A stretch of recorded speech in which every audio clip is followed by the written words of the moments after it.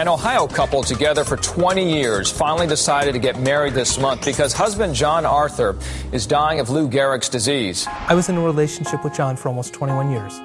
John was one of the funniest, most well-spoken and charming people I've ever known.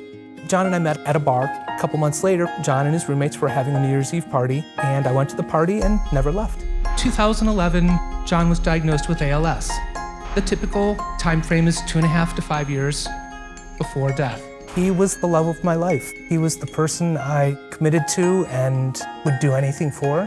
We were watching the news, waiting for the Supreme Court decision to come out on Windsor, and the ruling was released, the decision read, and I just leaned over, hugged John, kissed him, and said, "Let's get married." We already felt married, and we wanted it to be a marriage that actually carried legal weight and legal respect. Ohio still does not recognize gay marriage. Other states do. Crossroads Hospice started to work with me to try to figure out how do we get John to Maryland, and very quickly realized a chartered medical jet was way beyond the budget. Because of our friends and family, the entire $13,000 cost of the medical jet was covered, because they wanted us to get married and they wanted to be part of it. John Arthur passed away from Lou Gehrig's disease. Arthur and his same-sex partner, James Obergefell, were legally married in another state. A federal judge in Cincinnati heard final arguments in a fight over gay marriage in Ohio. At issue, whether same-sex marriages should be recognized on Ohio death certificates, despite a statewide ban. To be told that John's last record as a person would forever be wrong, it's a horrible thing to hear. I couldn't think of a better thing to do. To live up to my vow. I do. They were married in Maryland and sued to have Jim named as surviving spouse on John's death certificate. It is a temporary order that compels Ohio to recognize their legal Maryland marriage.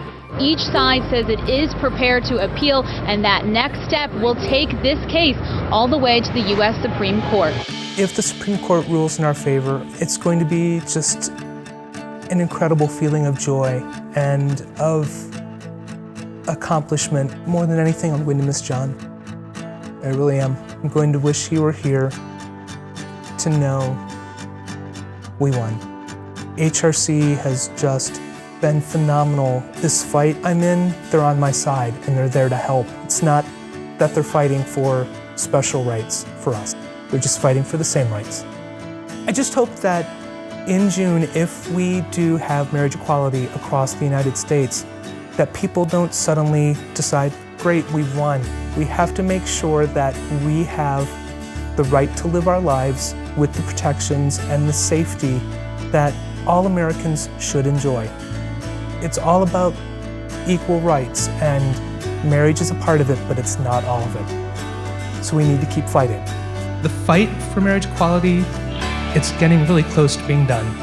I look forward to everyone being able to marry the person they love and to have that marriage recognized.